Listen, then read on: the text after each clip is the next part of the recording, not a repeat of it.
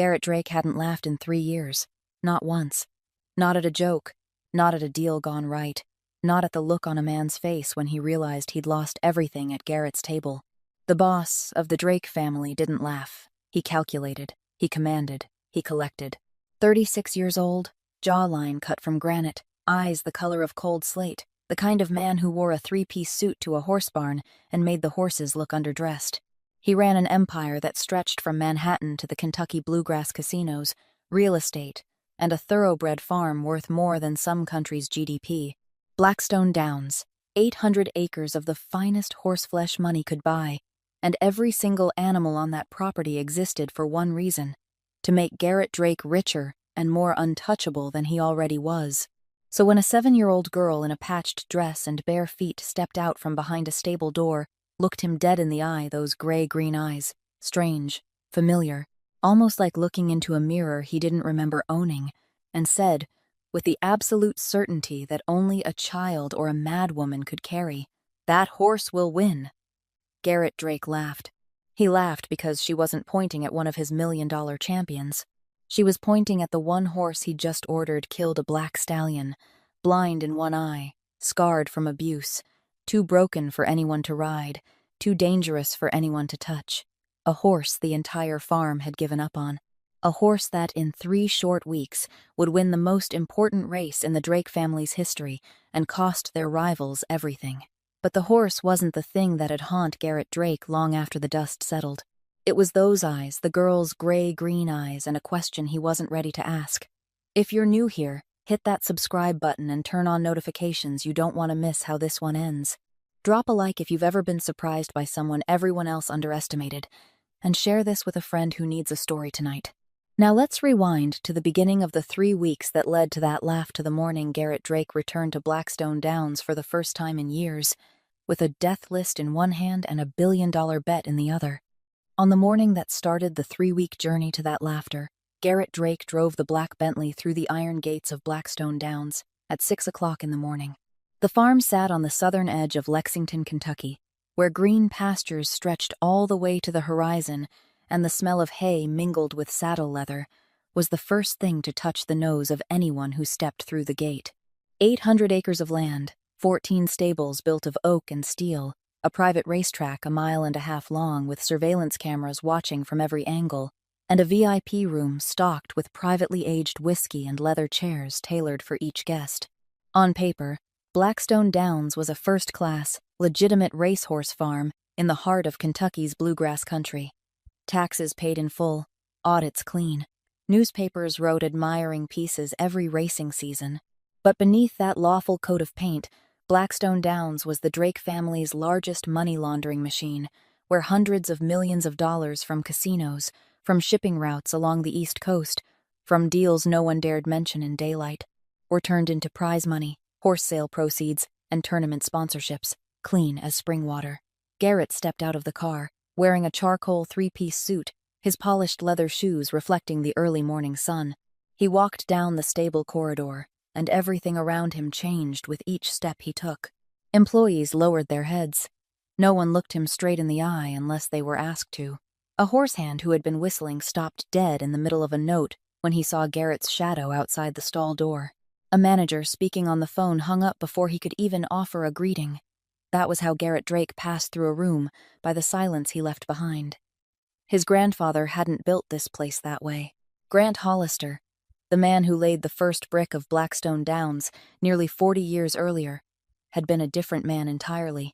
Grant knew the name of every horse on the farm, not the names written in the books, but the names he gave them himself. Grant slept in the stables on the nights when mares were close to foaling, because he didn't trust anyone to care for them as well as he could. Grant shook hands with the staff every morning and remembered the names of their wives and children. And Grant had a saying he repeated to Garrett again and again throughout his childhood, every time grandfather and grandson stood by the fence watching horses run across the pasture at sunset. "A horse knows who you are before you open your mouth." Garrett remembered that sentence.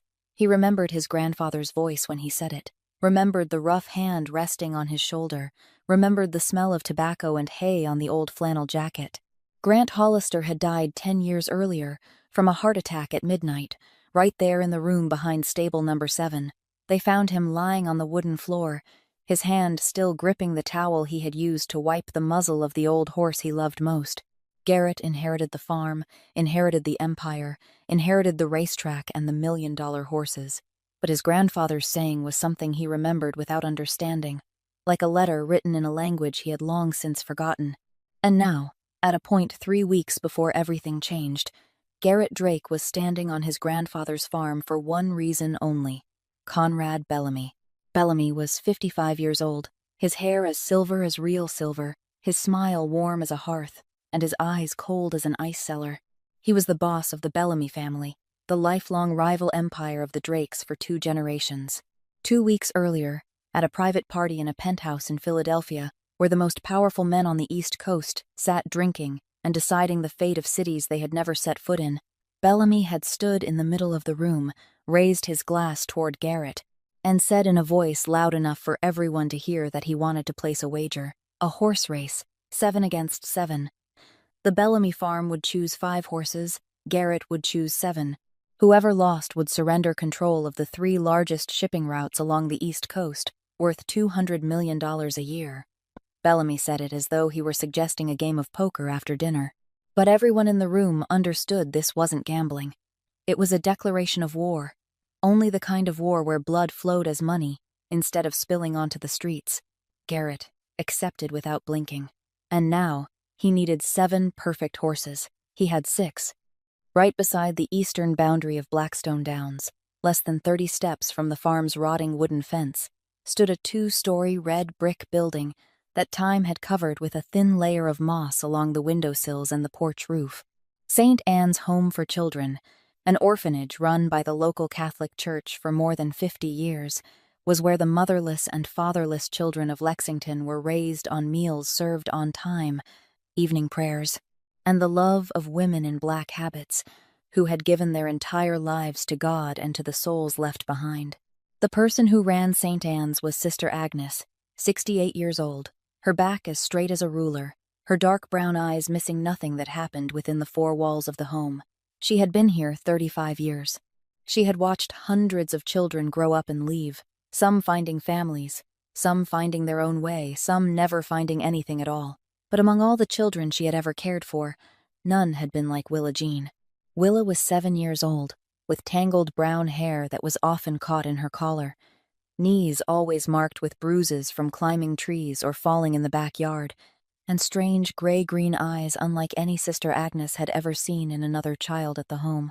They weren't the blue of the sky or the gray of rain clouds, but something in between, like the color of pebbles at the bottom of a creek when afternoon light shone through the water. Willa came to St. Anne's when she was less than a day old. Her mother, Ruth Ann Mercer, 21 years old, had died only a few hours after giving birth. The hospital listed the cause as heart complications. No relatives came to claim the baby. No one called to ask after her. There was only one sealed envelope that Ruth Ann had sent to the hospital before entering the delivery room, along with instructions that the envelope was meant for her daughter and was to be opened only when the child turned 18. The envelope was sent to St. Anne's along with the baby. Sister Agnes placed it in the safe in her office, and it had stayed there for 7 years, untouched, unopened, with only her knowing it existed. Sometimes, late at night, when the home had gone quiet, she sat alone in her office and looked at that safe, wondering what could be inside the envelope that a dying mother had considered important enough to hide away for 18 years. Willa grew up unlike the other children at the home.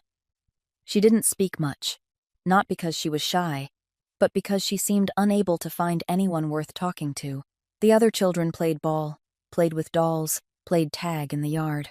Willa sat in the small library on the first floor, a cramped room with 3 old bookshelves and a window that looked out over the grass behind the home. At 5 years old, on a rainy afternoon Willa would never forget, she pulled a hardback encyclopedia with worn corners from the lowest shelf, opened it at random, and saw a photograph of an Arabian horse galloping across a pasture under golden sunlight. She sat looking at that photograph for 2 hours.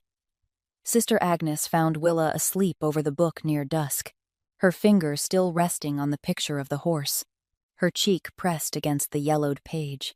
From that day on, Willa read everything about horses that the tiny library could offer. She memorized the name of every breed, knew how a thoroughbred differed from an Arabian, knew how many breaths a horse took each minute at rest, and how many it took at a gallop, knew how to read a horse's ears to understand its mood, knew that horses didn't look straight ahead but to both sides, and that they had a blind spot right in front of their noses. She knew all of that from books, but she had never touched a real horse, until she found the gap in the rotting wooden fence to the east. 2 years earlier, on an early summer morning while the home was still asleep, 5-year-old Willa had slipped through that opening and stepped onto the land of Blackstone Downs for the first time. She walked barefoot across the dew-wet grass, her heart pounding so hard she could hear it in her ears, and then she saw them, real horses. Dozens of them, standing in the early morning pasture, their breath rising like white smoke in the cool air. She stood there until the sun climbed high, and a 17-year-old young man named Owen, the lowest-ranking hand on the farm, found her standing beside the fence of stable number 12, both hands gripping the bars, her eyes wide as though she had just seen something holy. Owen didn't yell. He didn't call security. He didn't report her. Owen had also grown up in an orphanage in Louisville before being hired at Blackstone Downs, and there were things one orphan recognized in another without needing anyone to explain. He looked at the little girl, looked at her small hands gripping the bars, looked at those gray-green eyes fixed on the horse inside the stall, then turned away and went on sweeping the yard as though he had seen nothing. Willa came back every day after that. Among all the horses Willa had seen at Blackstone Downs during the 2 years she had been sneaking onto the farm, there was only one that made her stop and find herself unable to walk away. It was in the last stall, stall number 14, separated from the others by an empty stretch of concrete yard and a sign mounted on the door that Willa had never been able to read because the writing was too small. In the farm's registry, it was named Sovereign, a pure black thoroughbred, 5 years old, brought to Blackstone Downs more than 3 years earlier from a training farm in Northern Virginia after that farm had been shut down for violating animal protection regulations. The transfer record listed the loss of its right eye as a training accident, but anyone who looked at the long scar running from the horse's temple down to its right cheekbone knew it wasn't an accident. The scar had the shape of an iron chain, the kind people used to fasten farm gates, and it had been burned into the horse's skin when it was still a colt, not yet 2 years old, by a trainer. No one at Blackstone Downs knew by name, and no one wanted to know. Sovereign's right eye was completely blind, milky white, with no reaction to light. Its left eye, the one it still had, was such a pale blue it was nearly white, like the color of fog before dawn, and when it looked at someone with that eye, people felt as though they were being seen through, rather than seen at. Sovereign was vicious. That wasn't an opinion, but a fact recorded in 4 medical reports from 4 farm employees during the first 2 years after it arrived at Blackstone Downs. The first man had 2 ribs broken when he tried to set a saddle on its back.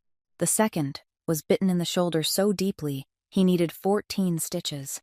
The third was slammed into the wall of the stall and spent 3 days in the hospital. The fourth, a trainer with 20 years of experience, walked out of the stall with his left arm cleanly broken and said he'd rather change careers than go near that horse again. After the 4th incident, Perry Slade, 38 years old, Garrett Drake's right hand, and the man who enforced every decision Garrett made, bluntly suggested that Sovereign be sold to a slaughterhouse so they could recover at least a few $100s instead of continuing to spend feed money on a horse no one could use. Perry wasn't cruel to animals. He was simply a man who put numbers before everything else, and by the numbers, Sovereign was a breathing loss. But Knox Wheeler, 42 years old, the farm manager, a former professional racehorse trainer before life, pushed him down a different road, found every possible reason to delay it. Sometimes he said he needed more time to evaluate the horse.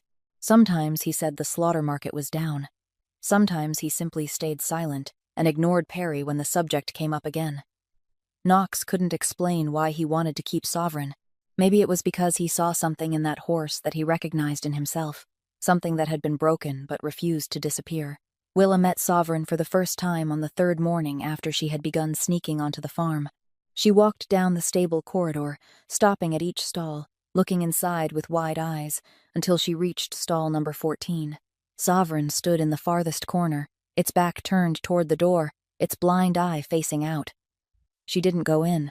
She sat down on the concrete floor right in front of the stall door, opened the book about thoroughbred horses she had borrowed from the orphanage library, and began to read aloud. Her voice was small and even, as though she were reading only to herself, but the sound slipped through the iron bars of the stall door and touched the ears of the black horse standing in the shadows. Sovereign didn't turn around at once. Not on the first day, not on the second day, not on the third day, but on the fourth day, while Willa was reading the passage about how thoroughbreds had been bred from 3 Arabian stallions in the 18th century. The black horse turned, walked slowly across the stall, and stood right behind the iron door, tilting its head, its pale blue eye looking down at the little girl sitting on the floor. Willa stopped reading. She lifted her face. The horse that 4 grown men didn't dare approach was standing less than 1 step away from her, its warm breath passing through the bars and touching her hair. Willa wasn't afraid. She smiled and whispered, "I'll call you Ghost," then went on reading. Knox Wheeler witnessed that scene from the end of the stable corridor. He had been making his morning inspection, a cup of coffee in his hand, and he stood there for 3 minutes without moving, watching the most dangerous horse on the farm lower its head, and listen to the reading voice of a barefoot 7-year-old girl sitting on the cold concrete floor. Knox didn't call security. He didn't drag the child out. He didn't report her. He turned around, went back to the office, set his coffee cup on the desk, and sat there looking out the window for a very long time. From that day on, Knox became a silent guard. He knew Willa came every morning, knew she sat in front of stall 14 and read books, knew Sovereign came a little closer each day. By the second week, the horse pushed its muzzle through the bars for her to touch. By the second month, Willa opened the stall door and stepped inside, and Sovereign didn't back away. By the 6th month, she was leading the horse around the empty racetrack before dawn.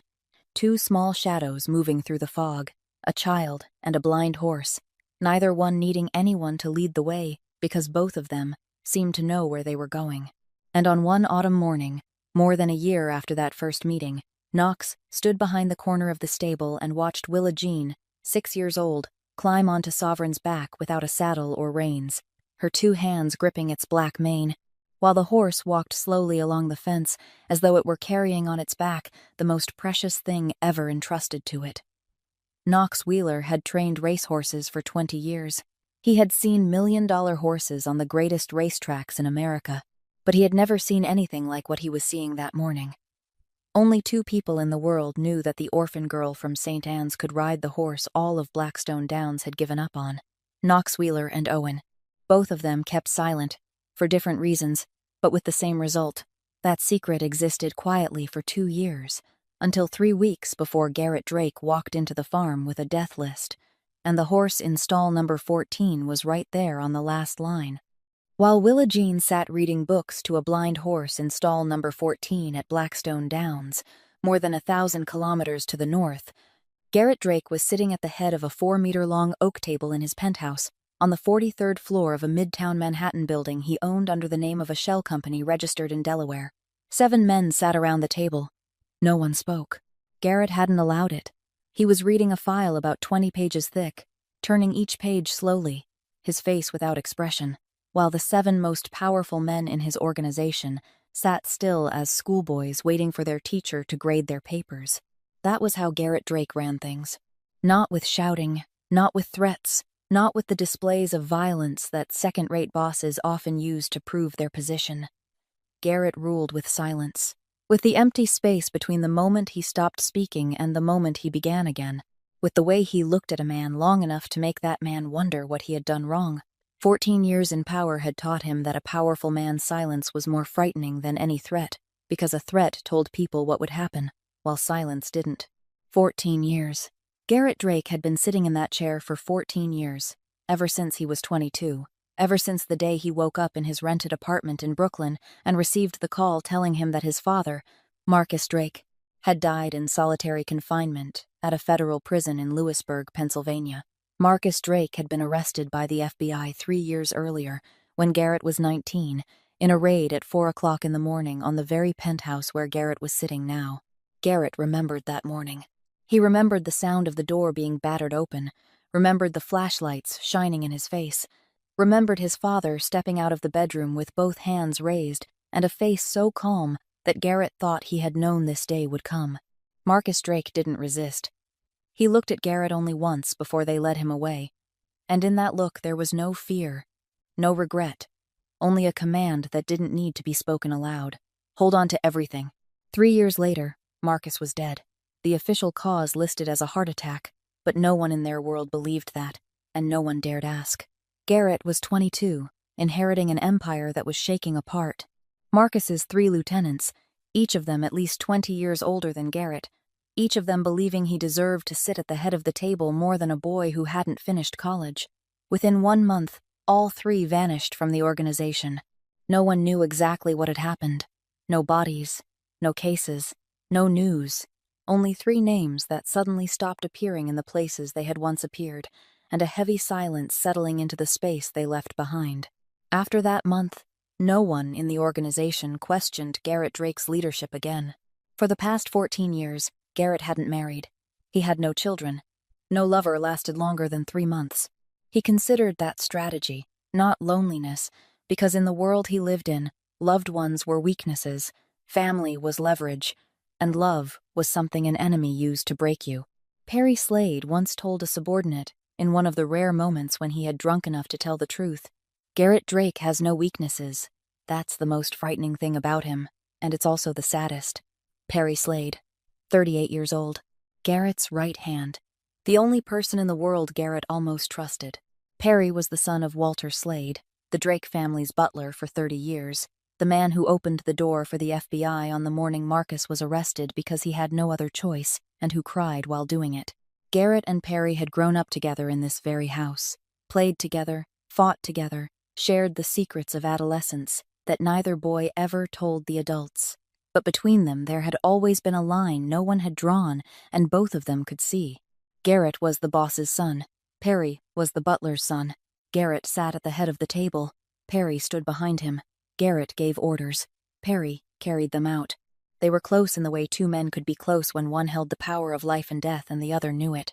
Perry never called Garrett by his name when someone else was in the room. Garrett never said please when asking Perry to do anything. It wasn't arrogance or contempt. It was simply the language of the world they lived in, where rank wasn't something you chose, but something you were born into. Garrett set the file down on the table. The 7 men sitting around him straightened their backs at the same time. "Bellamy sent the list," Garrett said, his voice even, neither rising nor falling. 5 horses, every one of them won last season. He pushed the file toward Perry. Perry opened it, skimmed through it, and his eyes darkened by half a shade. Bellamy's 5 horses weren't ordinary horses. They were the 5 best horses dirty money could buy, trained by the best people, running on tracks only the underworld even knew existed. "We need 7, Garrett said. "I have 6, he stood. The meeting ended without anyone announcing it had ended. The 7 men rose with him. Perry stayed behind last, gathering the files, and when he looked up, Garrett was already standing by the window, looking down at the city 43 floors below. "Prepare the plane," Garrett said without turning around. "We fly to Lexington tomorrow morning. I need to see every horse on the farm." Perry nodded. He didn't ask why Garrett had to go himself instead of having Knox Wheeler send a report over the phone the way he always did. Because Perry understood, though Garrett would never say it aloud, that this wager wasn't only about money or shipping routes. This wager was about the face of the Drake family, about Grant Hollister's legacy, about the farm his grandfather had built with his own hands and his grandson had turned into a machine for making money.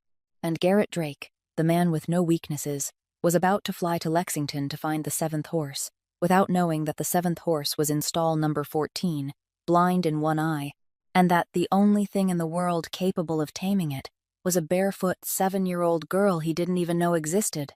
The plane landed in Lexington at 8 o'clock in the morning. Garrett arrived at Blackstone Downs before 9, Perry walking right behind him, and Knox Wheeler was already waiting at the farm gate with a file of performance records for each horse in his hand. The inspection began at stall number 1. Garrett moved along each stall, reading the files, looking at the horses, asking Knox 2 or 3 short questions about running times and health conditions, then nodding or shaking his head. He chose horses the way he chose chess pieces, by numbers, by probability, by achievements on paper. Stall number 3, a reddish-brown thoroughbred, that had won 3 championships the previous season. A node. Stall number 5, a glossy black mare with a 1-mile time under 1 minute and 35 seconds. A nod. Stall number 7, number 9, number 11, number 12, 6 nods. 6 perfect horses placed on the list. Garrett needed 7. Knox led the group to stall number 13, the last horse with a racing record. Garrett looked it over, looked at the figures, and shook his head. Not fast enough. Perry looked at his watch, thinking the inspection was over and they'd have to find the 7th horse from an outside source. But Garrett didn't turn back. He looked toward the end of the corridor, where stall number 14 stood apart beyond the empty stretch of concrete yard, and began walking toward it. Knox Wheeler felt his body go rigid from the shoulders down. He knew what was at the end of that corridor. He knew which horse stood in that stall, and he knew that no good outcome could come from Garrett Drake standing in front of stall number 14. Garrett stopped before the stall door. Inside, Sovereign stood in the far corner, its back turned outward, its blind, milky white eye facing the door. When the light from the corridor fell across it, that eye looked like a cracked marble, reflecting nothing but emptiness. The other eye, pale blue and nearly white, turned toward Garrett, but it didn't look at him. It looked through him, the way it looked at everyone, with the indifference and hostility of a creature that had stopped telling the difference between danger and safety. "What's this?" Garrett asked, his voice flat. Knox opened his mouth, but Perry spoke first. "Sovereign, black thoroughbred, 5 years old, blind in the right eye, 4 employees injured in 2 years. No one can ride it. No one dares go near it." Perry paused for a beat, then added in the voice of a man who had made this suggestion many times and was tired of having to repeat it. "Useless. Get rid of it." Garrett looked at the horse for 3 more seconds. Sovereign struck one hoof against the stall floor, a dry, decisive knock like a warning. "Handle it this afternoon," Garrett said, then turned away. Those 2 words fell into the stable corridor light as paper, but heavy as a sentence. Knox Wheeler showed no outward reaction, but inside his chest something clenched, a brief pain he didn't have time to name. At the end of the corridor, Owen was sweeping the floor. He heard those 2 words, and his hand tightened around the broom handle until his knuckles turned white. He didn't look up. He didn't speak, but his eyes moved toward the rotting wooden fence along the farm's eastern boundary, where he knew that every morning a barefoot little girl still slipped through to see the horse Garrett Drake had just ordered killed. None of them saw Willa. She had crawled through the fence 10 minutes earlier than usual because Sister Agnes had a meeting that day and wouldn't be checking the bedrooms. She was walking along the small path behind the row of stables, the path she had taken hundreds of times over the past 2 years, when she heard voices, men's voices, several of them, and 2 words. "Handle it this afternoon." Willa didn't know what "handle it" meant in the world of men in suits walking through horse stalls, but she knew that voice was talking about stall number 14. She knew because she heard Sovereign striking his hoof against the floor, the knock she had learned to read over the past 2 years, the knock that meant fear, not anger, though no one else could tell the difference. And the instinct of a 7-year-old child who had spent 2 years loving what the whole world had abandoned was stronger than any fear she could feel. Willa ran. She ran around the corner of the stable, ran across the concrete yard, and rushed straight into the middle of the corridor where Garrett Drake was walking with Perry Slade and Knox Wheeler. Perry reacted first. He stepped forward, his hand reaching out to grab her shoulder and pull her away, with the reflex of a man who had spent his whole life clearing away things that didn't belong where they had appeared. But Garrett raised one hand. Perry stopped. Not because Garrett felt pity, or because he cared about a strange child appearing on his farm, but because he was curious. A cold, sharp curiosity, like the way a scientist looked at an abnormal phenomenon under a microscope. Because the little girl standing before him wasn't trembling. She wasn't crying. She wasn't backing away. She stood blocking the passage, breathless from running, and looked straight into his eyes. Gray-green eyes looking into gray-green eyes. Garrett Drake looked at those eyes, and something inside him shifted, so faintly it was almost impossible to notice, like a string on an instrument being plucked at the lowest note, too low for the human ear to hear clearly, but clear enough for the body to feel. He didn't know why. He wouldn't know why for a very long time. The girl spoke. She spoke about the horse in stall number 14 in a voice that shook, but not from fear. It shook because she was trying to hold back something much larger than herself. She said he was strong. She said he was fast. She said he would beat any horse on this farm if someone gave him a chance. Perry looked at Garrett, waiting for the order to have the child removed. Knox Wheeler held his breath. Owen, at the end of the corridor, had stopped sweeping long before. Garrett looked at the girl, looked for a long time, looked with the eyes that, for 14 years, had watched thousands of liars and learned how to tell a lie from the truth in only a few seconds. The girl wasn't lying. She believed completely in what she was saying, with the kind of absolute faith adults had lost long ago and never recovered. "Prove it!" Garrett said. It took Knox Wheeler less than 20 minutes to prepare the racetrack.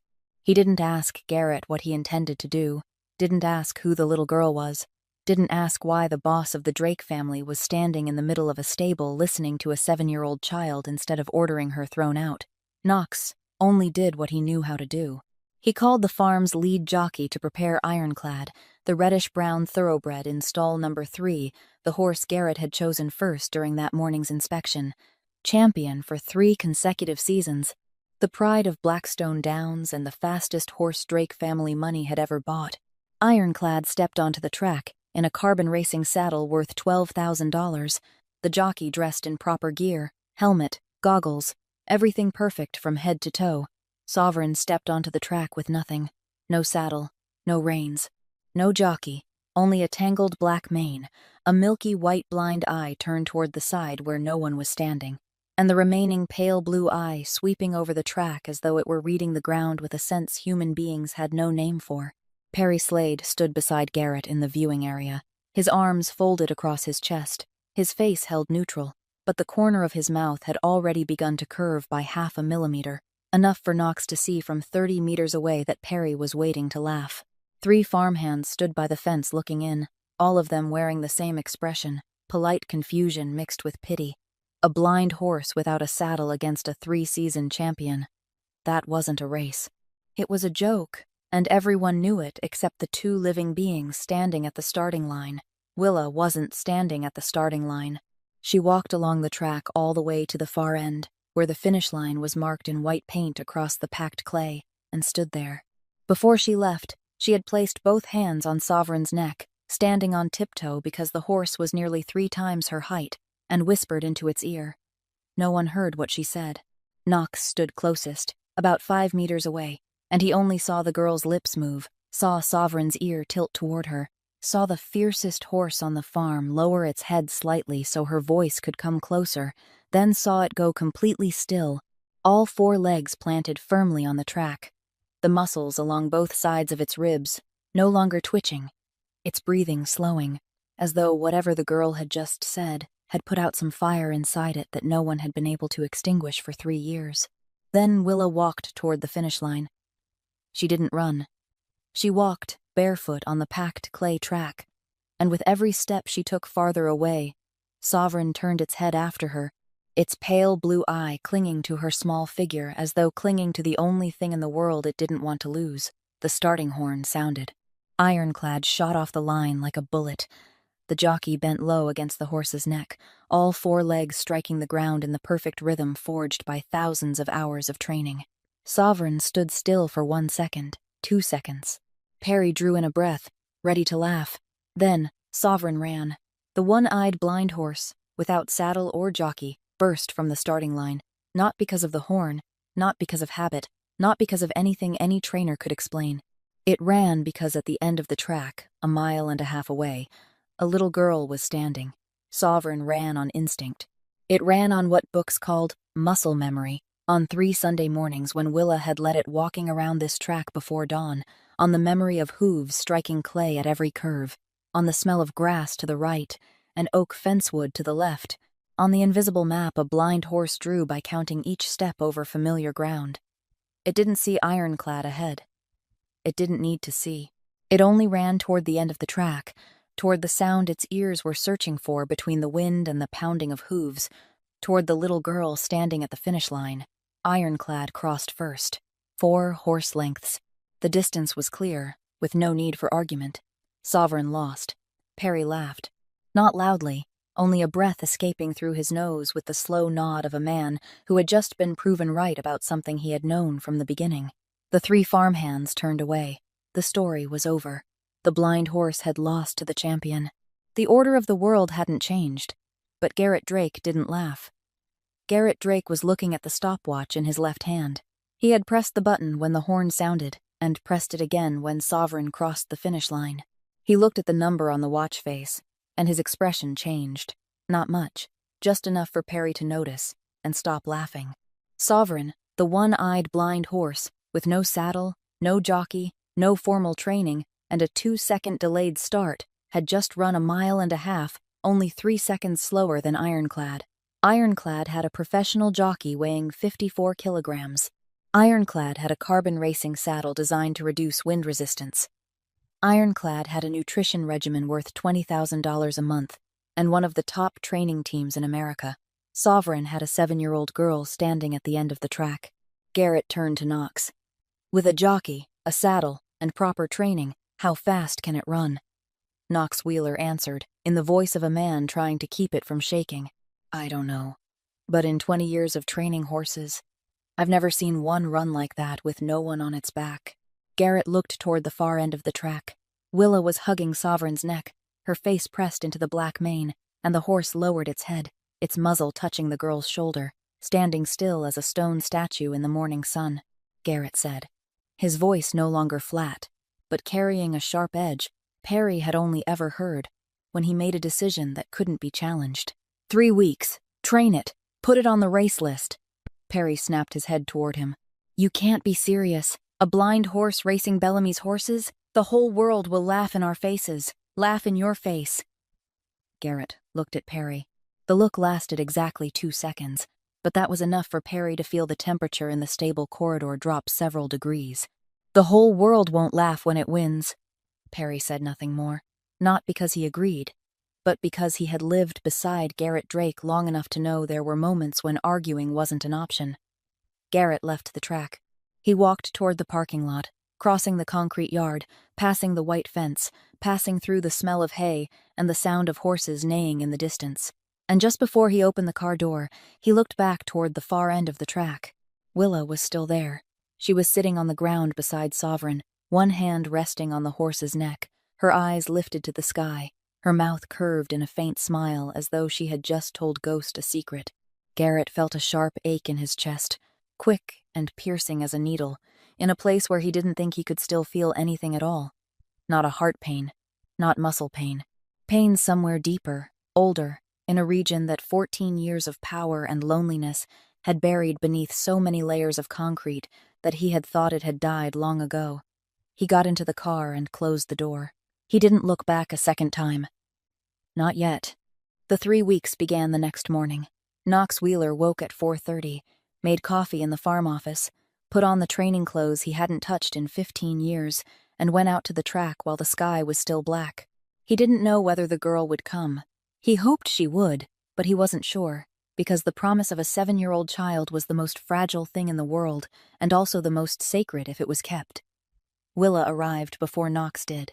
When he stepped out onto the track, she was already sitting on the wooden fence beside stall number 14, her legs swinging, one hand holding the book on horse anatomy she had read until the spine was worn, and Sovereign stood beside the fence with his head lowered near her shoulder, as though he had been waiting for her since before dawn. From that day on, the training pattern took shape without anyone needing to meet or write a plan. Knox taught technique. He set a saddle on Sovereign's back, the first time a saddle had ever touched this horse without him kicking or biting, because Willa stood beside him with her hand on his neck, and he stayed still. Knox taught Sovereign to run the line, keep rhythm, respond to the reins, take signals from a jockey, all the basic techniques a racehorse needed to know, and that Sovereign had never been properly taught. But Willa taught what Knox couldn't teach. She taught Sovereign to trust. Every morning before Knox began training, Willa led Sovereign walking once around the track, slowly, without hurry, so the horse could count each step with his ears in place of the eye he had lost. She walked on his blind side, his right side, where no light entered, and she became the right eye he no longer had.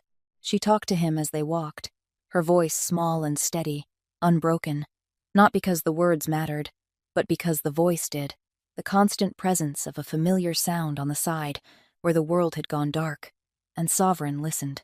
He listened with his ears turning toward her, with his breathing matching the rhythm of her small footsteps, with the way he tilted his head to the right each time Willa's voice fell silent for a second, as though checking whether she was still there. On the first day, Sovereign ran the track with a test jockey in 1 minute and 42 seconds. On the 5th day, 1 minute and 38. On the 10th day, 1 minute and 35. The number dropped each day, steady as a heartbeat, and every evening Knox wrote the time in his small notebook, then sat alone in his office, looking at it as though looking at a miracle he didn't dare believe in. In Manhattan, more than 1,000 kilometers from Blackstone Downs, Garrett Drake called Knox every night at 10 o'clock. The calls were short. Garrett asked one question. What was the time? Knox answered with the number. Garrett stayed silent, usually for 3 or 4 seconds, long enough for Knox to hear ice falling in a glass on the other end. Then Garrett asked the second question, and every night the pause before that second question grew longer than it had been the night before, as though he had to fight himself before opening his mouth. Is the girl still there? Knox gave the same answer every night.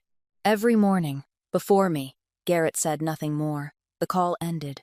But Knox noticed that, with each passing night, the silence after his answer lasted a little longer before Garrett hung up, as though Garrett were sitting in his 43rd floor penthouse, a glass of liquor in his hand, looking out over a city of a million lights, and thinking about a barefoot little girl leading a blind horse through the darkness before dawn in Lexington, Kentucky. In the second week, Sister Agnes discovered Willa's bed empty at 5 o'clock in the morning. She didn't panic. She had raised this child for 7 years, and she knew Willa wasn't a child who ran away. She was a child who had somewhere she needed to go. She put on her coat, walked along the eastern fence, and found the opening in the rotting wooden fence that Willa had slipped through hundreds of times. She slipped through after her, her skirt catching on the wood, and entered Blackstone Downs for the first time in her life. She found Willa at the track. The girl was leading Sovereign through the first light of dawn, one hand holding the reins Knox had taught her how to hold, the other resting on the horse's neck, and she was talking to him in the gentle little voice Sister Agnes had never heard Willa use with any human being at the home. Knox Wheeler stepped out from the direction of the stables, stopped when he saw Sister Agnes, and the two of them looked at one another for a brief moment in which no explanation was needed. Knox opened his mouth to speak, but Sister Agnes raised her hand. She wasn't looking at Knox. She was looking at Willa. She was looking at the child she had cared for since she was less than a day old, the child who never smiled, never spoke more than 3 sentences in a row, never let anyone hold her without going stiff. That child was smiling, not laughing out loud, just a faint smile, the corners of her mouth slightly curved, her eyes narrowed in the early sunlight, but it was a real smile, the first smile Sister Agnes had seen on Willa Jean's face in 7 years. She stood there for 30 seconds. Then she turned away. She went back through the gap in the fence, returned to St. Anne's, and didn't say a word to Willa about that morning. Not today. Not while that smile was still on the child's face. About 400 meters north of the track, in a gray sedan parked on the dirt road outside the farm fence, a 29-year-old woman named Nadine Shaw sat behind the wheel with binoculars in her hand and an open notebook on her lap. Nadine was a freelance investigative reporter who had once worked for a newspaper in Louisville before being fired for writing about a politician with ties to the underworld whom the newsroom didn't want to touch. She had been watching Blackstone Downs for 3 months, gathering evidence of the Drake family's money laundering through racehorse transactions. Every morning she parked in the same spot, taking photographs, writing down the license plates of cars coming and going, counting employees, tracking schedules. But this morning, through her binoculars, she didn't see transactions or evidence. She saw a barefoot little girl leading a black, one-eyed blind horse along the track in the dawn light, and the horse walked beside the girl, with a gentleness Nadine had never seen in any animal, as though he were being led home after a very long journey. Nadine lowered the binoculars. She looked down at the open notebook, at the page filled with notes about shipping routes and illegal cash flow. Then she turned to a new page and wrote one single line. Who is this child? The night before the race, Garrett Drake flew from Manhattan to Lexington on a private flight at 8 o'clock in the evening and arrived at Blackstone Downs at 10. He didn't give notice. he didn't give notice. He didn't call Knox. He didn't call Perry. He drove into the farm himself, turned off the headlights outside the gate, and parked in the dirt lot behind the row of stables like an intruder breaking into his own property. The farm was silent. Security lights glowed faintly along the stable corridor. Crickets chirped somewhere out in the pasture. A light wind stirred the wooden door of stall number 12, which hadn't been latched. Garrett walked down the concrete corridor, his leather shoes tapping softly against the floor, and stopped in front of stall number 14. The stall door was slightly open. Inside, beneath the dim yellow glow of the security bulb, slipping through the small window on the wall, Willa Jean lay curled on a pile of hay in the corner of the stall. Her thin coat, the warmest thing St. Anne's could provide, covered her shoulders, but wasn't enough to cover her bare feet, drawn up against the cold. She was sleeping deeply, her breathing even, one hand resting on Sovereign's neck. The horse lay right beside her, all 4 legs folded under his body, his back pressed close to the girl's side like a living black wall holding in the warmth. Sovereign wasn't asleep. His good eye, pale blue and nearly white, was open and looking straight toward the stall door, straight toward Garrett Drake standing in the darkness of the corridor. That gaze wasn't fierce. It wasn't hostile. It simply watched, calm and certain, the gaze of a creature keeping guard over what it considered its own, and one that wouldn't let anyone in the world touch it.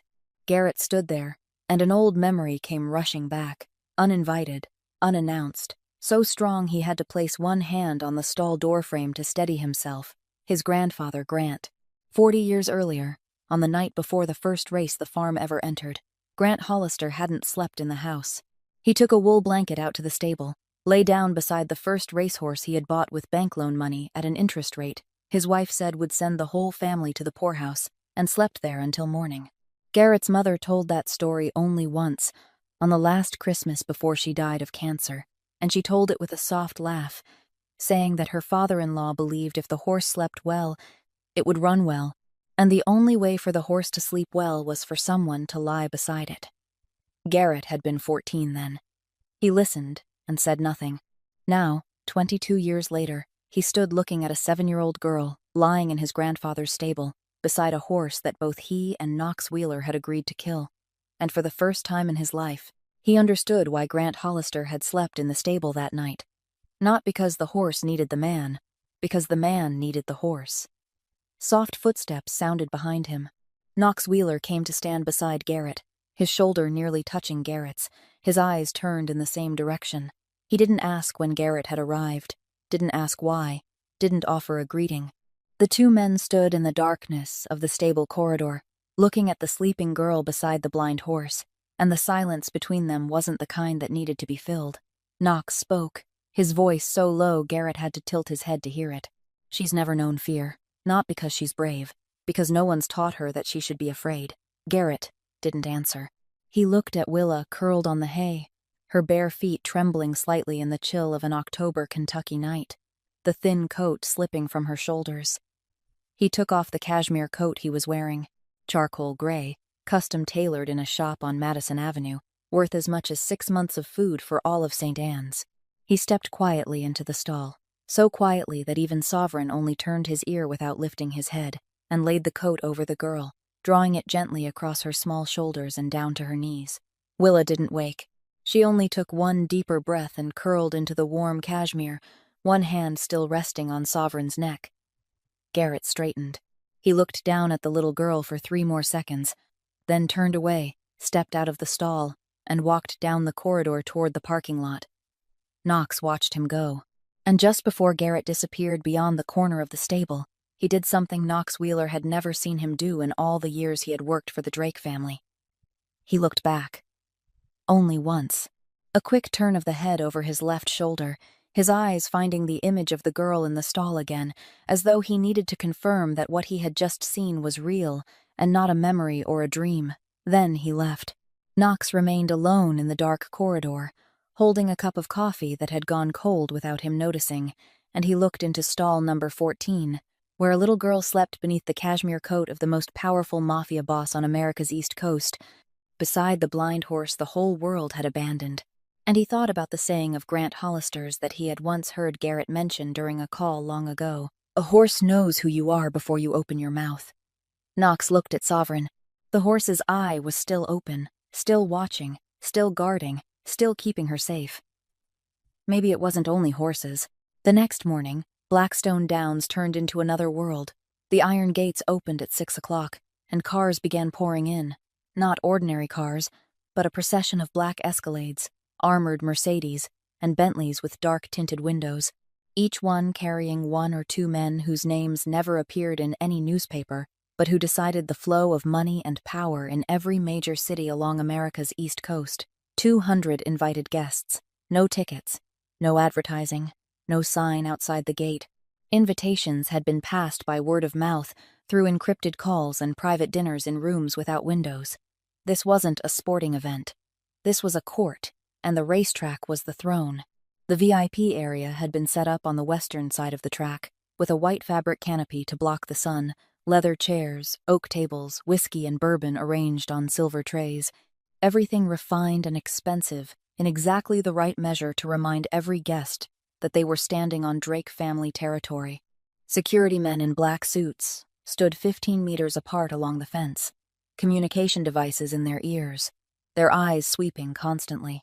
Nadine Shaw walked through the gate at 8:45 with a fake press badge, under the name of a small sports magazine in Louisville, one she had paid out of pocket to register 2 months earlier for this purpose alone. She wore a blazer, her hair pinned neatly up, her makeup light, looking more like a sports reporter who specialized in racehorses than an investigative journalist sitting on a pile of documents strong enough to drag the Drake family into federal court. She chose a spot in the northern row of seats, close enough to hear but far enough away that no one would remember her face, and she began to watch. Conrad Bellamy arrived at 9:15, exactly half an hour later than everyone else, because in this world, arriving after others was a way of saying that you were more important than the schedule. He stepped out of a black Rolls-Royce with 4 attendants, his silver hair combed smoothly back, wearing a deep blue blazer over a white shirt with no tie, looking more like a wealthy grandfather coming to watch his grandchild play a sport than a crime boss controlling the second-largest shipping network on the East Coast. He shook every hand on his way into the VIP area, smiled warmly, patted shoulders, called people by name, remembered their wives and children, and through it all his eyes never stopped counting who stood close to Garrett, who stood far away, who nodded to Bellamy before greeting Drake, who looked elsewhere when he passed. Bellamy was counting votes in an election no one had announced, but everyone knew was taking place. The first 6 races began at 10 o'clock and ended at 2 in the afternoon. The results split evenly, 3 for Drake, 3 for Bellamy, exactly as Knox Wheeler had predicted 2 weeks earlier. The 6 horses Garrett had chosen during the inspection won 3 and lost 3, and those 6 races were only the prelude. The part both sides knew decided nothing, because everything depended on the 7th race. The final race. The race in which the 3 East Coast shipping routes worth $200 million a year would change hands. When the farm staff led Sovereign onto the track, the 200 people in the VIP area and along the fence all looked at once, and the air shifted. Sovereign stepped out from the stable corridor into the afternoon sunlight, his pure black coat gleaming under the sun, muscles rippling along both sides of his ribs, but then he turned his head, and his milky white blind eye showed in the light, and the laughter began. It wasn't loud laughter. It began with a quiet breath, through the nose in the southern VIP section, spread to a small laugh in the middle row, then became scattered, murmuring all along the track. The sound of the 200 most powerful people on the East Coast looking at the horse Garrett Drake had wagered his entire family on, and realizing that horse was blind in one eye. Conrad Bellamy set his bourbon glass down on the arm of his chair and turned to Garrett, who stood 3 steps away in the central VIP area, his face without expression, his hands in his trouser pockets. Bellamy spoke loudly enough for the 15 people around them to hear, his voice still warm, still carrying the smile of a kind grandfather. But each word was chosen and placed as precisely as a bullet into a magazine. Garrett, nephew. Your grandfather would turn in his grave if he saw you betting the family on a crippled horse. The 15 people around them went silent. Garrett didn't move. But behind him, Perry Slade clenched his jaw so hard the muscle at his temple rose beneath the skin, and inside Perry's chest, something shifted that he didn't want to admit. For the first time in 14 years of standing behind Garrett Drake, Perry Slade doubted.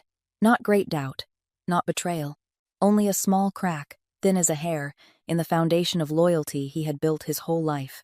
He looked at the blind horse standing on the track, and for the first time, he wondered whether Garrett Drake was letting a 7-year-old girl guide the biggest decision in the family's history.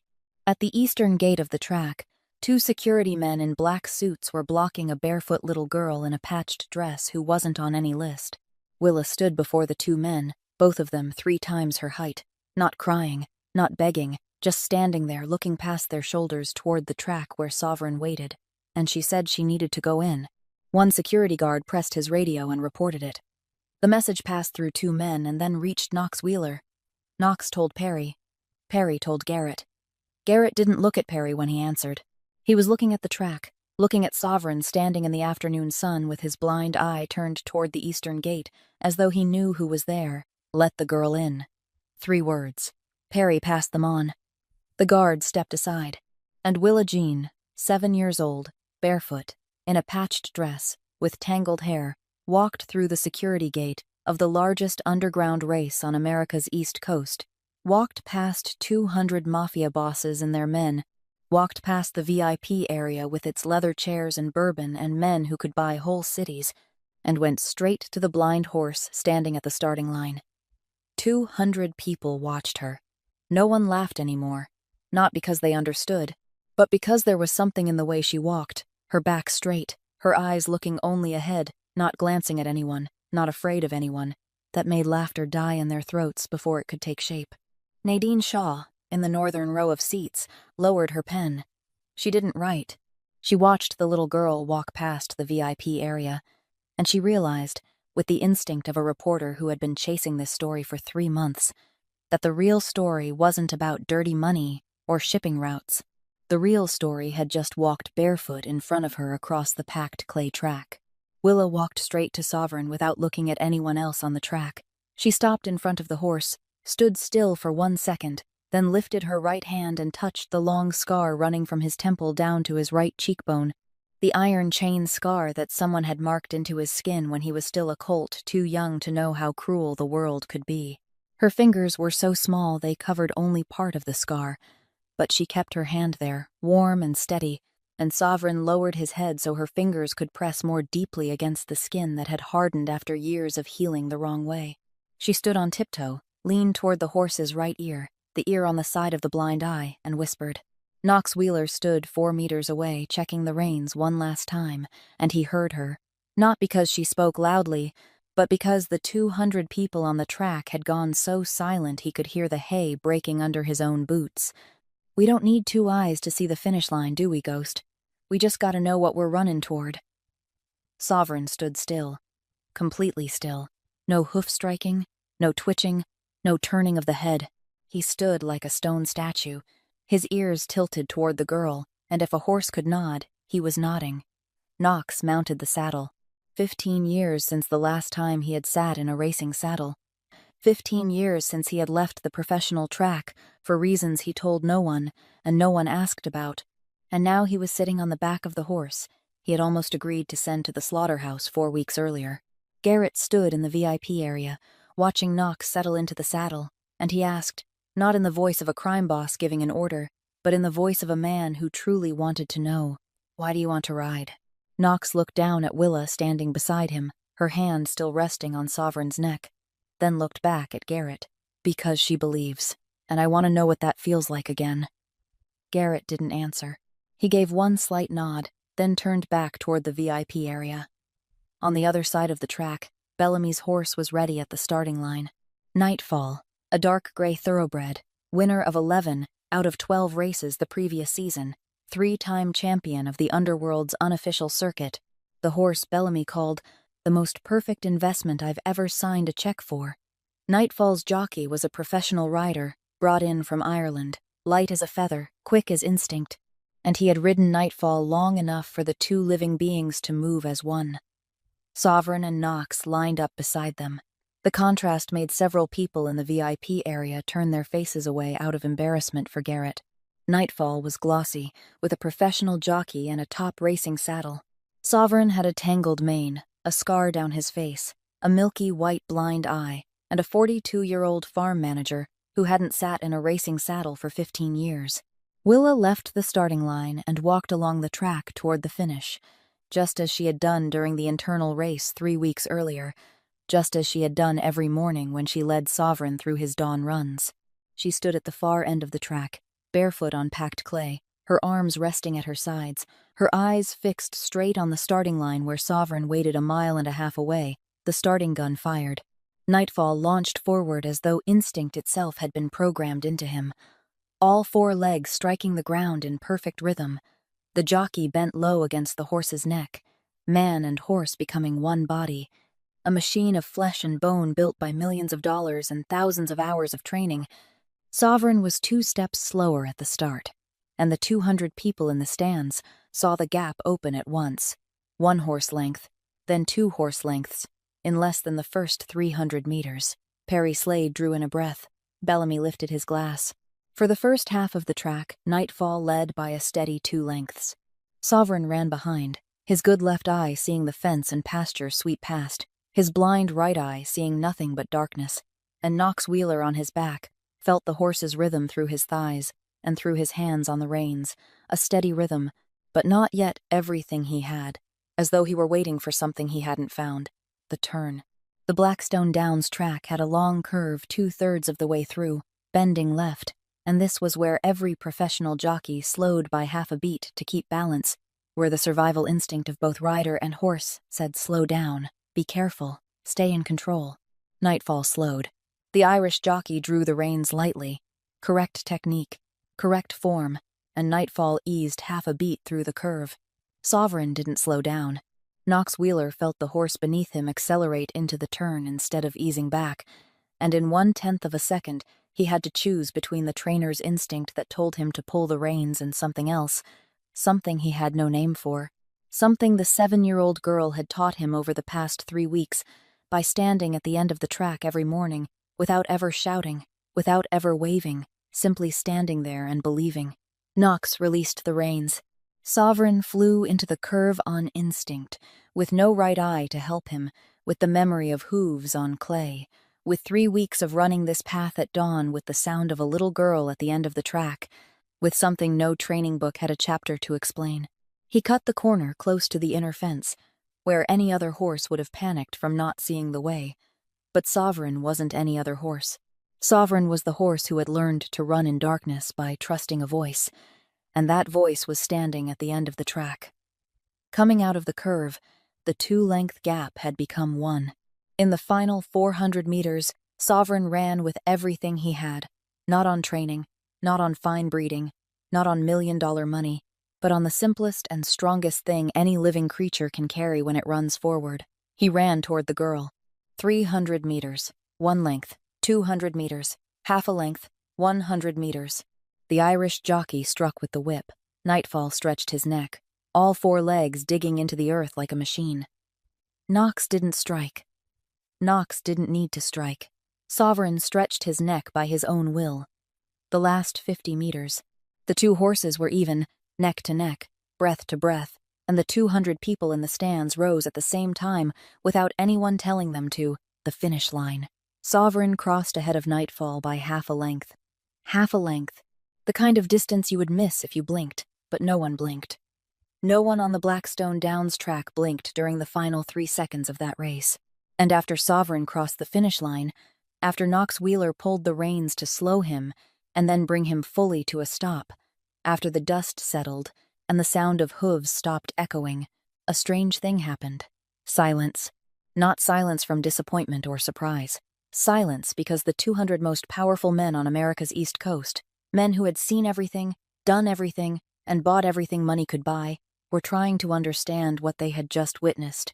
A one-eyed blind horse, ridden by a farm manager who had been away from racing for 15 years, trained by a barefoot 7-year-old girl, had just defeated the fastest horse in the Bellamy family. The silence lasted 4 seconds, 5 seconds, 6 seconds. In the central VIP area, Conrad Bellamy set his bourbon glass down on the arm of his chair, slowly, gently, not spilling a drop. And his face. The face that always carried the warm smile of a kind grandfather, for the first time that afternoon, wasn't smiling.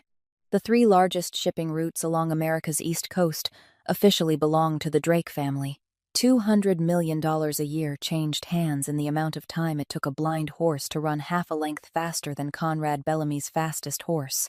Perry Slade stood in the middle of the VIP area after the race with a smile he couldn't hide no matter how hard he tried, shaking hands with every ally who came to congratulate them, accepting praise on Garrett's behalf, arranging a private meeting with two bosses in New Jersey who wanted to discuss access to the new shipping route. Perry was excited in the way only a man who had lived his whole life in the shadow of power could be excited, not because of the money, but because the feeling of victory was spreading through the VIP area like a wave, and everyone could see it.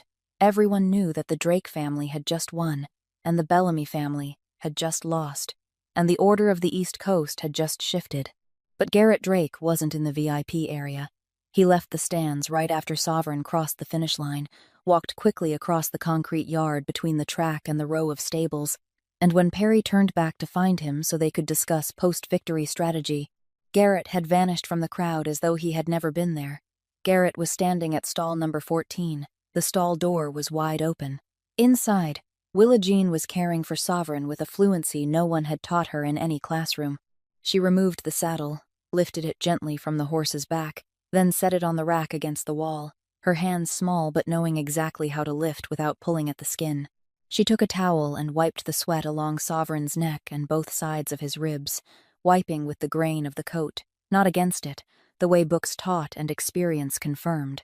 She poured water into a bucket, checked the temperature with the back of her hand before letting Sovereign drink, because she knew that a horse after a race shouldn't drink cold water right away, that the water had to be allowed to reach room temperature.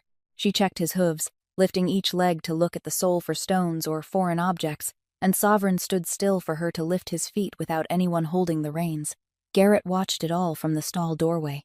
He watched the girl's small hands move over the horse's body with the confidence of a professional trainer, but with a gentleness no professional trainer had, because a trainer cared for a horse as a job, while this girl cared for a horse out of love, and that difference was plain in every movement. Knox Wheeler came to stand beside Garrett for the second time in less than 24 hours, and this time, Knox knew he couldn't stay silent anymore. He looked into the stall, where Willa was sitting down beside Sovereign, her hand stroking the black mane, her mouth murmuring something to the horse. Then he looked at Garrett and spoke in the voice of a man turning himself in. "She's from St. Anne's, the orphanage right beside the farm, orphaned from birth. Her mother died, giving birth. No information about the father." Knox stopped, swallowed, then went on. "She's been sneaking onto the farm for 2 years. I knew from the beginning. I didn't report it." He stood straight, his hands at his sides, his face calm, but his eyes unable to hide the acceptance of a man waiting for the punishment he knew he deserved. In Garrett Drake's world, hiding information from the boss was a worse crime than stealing, because stealing only took money, while hiding information took away control, and control was the only thing Garrett Drake valued more than money. Knox waited. 1 second, 2 seconds, 3 seconds. Garrett wasn't angry. Garrett didn't turn toward Knox with the look everyone in the organization feared. Garrett was looking at Willa, watching the girl rest her head against Sovereign's shoulder, her eyes closed, one hand on the horse's neck. While the horse lowered his head and touched his muzzle to her hair, Garrett asked a question Knox hadn't expected. "What was her mother's name?" Knox slowly shook his head. "I don't know. I only know what the girl told me. Her mother died. No, father. Grew up at St. Anne's, that's all." Garrett fell silent.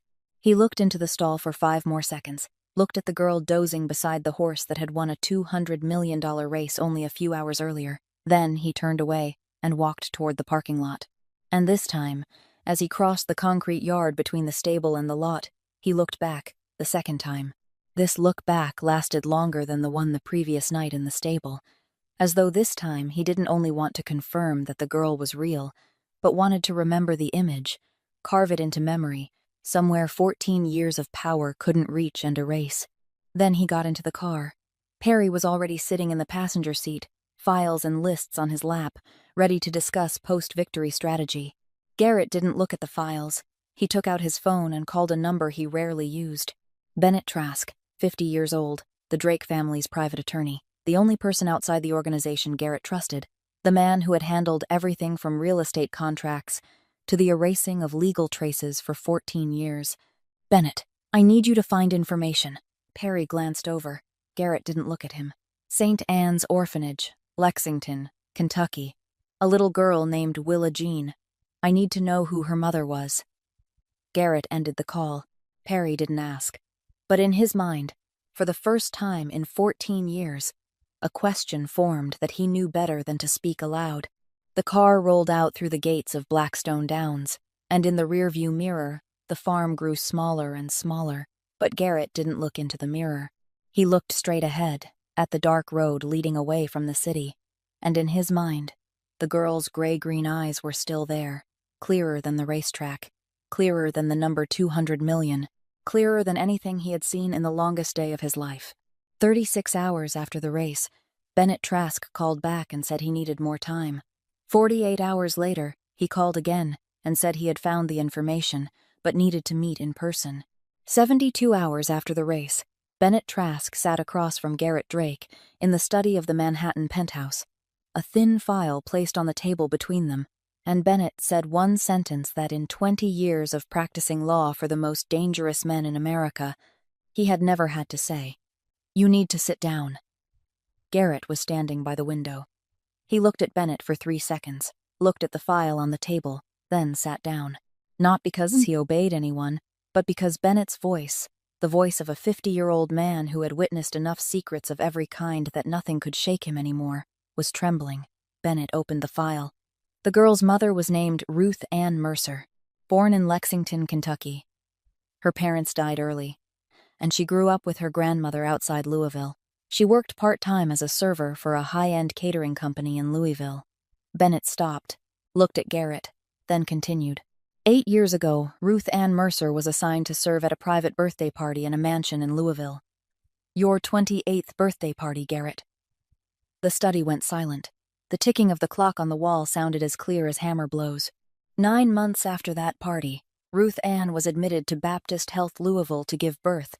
She had a congenital heart condition, a form of hypertrophic cardiomyopathy that she had known about beforehand but hid throughout the pregnancy because she didn't have health insurance and couldn't afford specialist care. She gave birth to a healthy baby girl at 2:17 in the morning. Bennett looked down at the file, though he had already memorized every word. 4 hours after giving birth, Ruth Ann Mercer died of acute heart failure. She was 22 years old. Garrett didn't move. Not a single muscle in his face shifted. He sat in the chair in his own study, and he looked like a gray stone statue dressed in a suit. Before entering the delivery room, Bennett continued, his voice lower now, more careful, as though he were disarming a bomb. Ruth Ann sent the hospital a sealed envelope with a final instruction that it was to be opened only when the child turned 18. The envelope was sent to St. Anne's Orphanage along with the baby. I haven't been able to access the contents of the envelope, but I did access the birth certificate. Bennett turned to the last page of the file and slid it toward Garrett. A copy of a birth certificate issued by the state of Kentucky, the paper pale yellow, the round seal in the upper right corner, the child's full name on the first line, Willa Jean Mercer. Mother's full name, Ruth Ann Mercer, and on the line marked, Father, in the box that thousands of other birth certificates left blank or filled with unknown, there was a name written in clear capital letters, Garrett J. Drake. Garrett looked at his own name on the birth certificate. He looked at it with gray-green eyes that 7 years earlier, in Baptist Health Louisville, a dying 22-year-old girl had written on the father line with hands that perhaps had trembled, perhaps had cried, perhaps had known she would never see her daughter grow up, but still wrote that name down because she wanted the child to know, even 18 years later, that she had a father. Bennett sat still. Perry Slade stood in the corner of the room, where he always stood during important meetings, his back against the wall, his arms folded across his chest, and he watched Garrett. He counted. 1 minute, 2 minutes, 3 minutes. Garrett didn't speak, didn't move, didn't lift his eyes from the birth certificate. 4 minutes, 5 minutes. Perry had lived beside Garrett Drake for 14 years. He had seen Garrett receive the news that his father had died in prison and stay silent for only 30 seconds. He had seen Garrett face coup attempts, betrayal, financial losses of tens of millions of dollars, and he had never seen Garrett Drake stay silent for more than a minute. 6 minutes. 7 minutes. 8 minutes. 9 minutes. 10 minutes. 11 minutes. Garrett Drake sat motionless for 11 minutes, staring at his name on the birth certificate of a child he hadn't known existed, and in those 11 minutes, Perry Slade saw for the first time in his life something he hadn't thought possible. The boss of the Drake family looked like an ordinary man. Not a boss. Not a man holding the power of life and death. Just a 36-year-old man who had just learned he had a 7-year-old daughter he had never met. Born to a woman whose name he didn't remember, from a night he barely remembered. Garrett remembered that night. Vaguely, the way one remembers a dream through fog. His 28th birthday party in a rented mansion in Louisville. Too much liquor, too many guests, loud music, and a server, brown-haired, shyly smiling, standing in the corner of the kitchen when he went in to get ice. He remembered that smile. Vaguely. He remembered that she hadn't looked at him with the fear or greed most people had when they looked at him, but with a normal gaze, the gaze of one person looking at another without knowing who he was, without knowing how much money he had, without knowing what he could do. One night. The next morning he flew to Chicago for a meeting at 9 o'clock. He didn't ask her name. He never thought of her again. And now, 8 years later, he was looking at his own name on the birth certificate of the daughter she had given birth to before dying, and the gray-green eyes he had seen through the stable fence, the eyes that had looked at him during the internal race, the eyes that had looked at him when the girl spoke about the blind horse, the eyes that had felt painfully familiar without him understanding why. Now he understood. They were his eyes. They were his eyes on the face of a 7-year-old child who slept in his grandfather's stable beside the blind horse he had meant to kill. Garrett Drake, the man Perry Slade had once said had no weaknesses, had just discovered the first weakness of his life.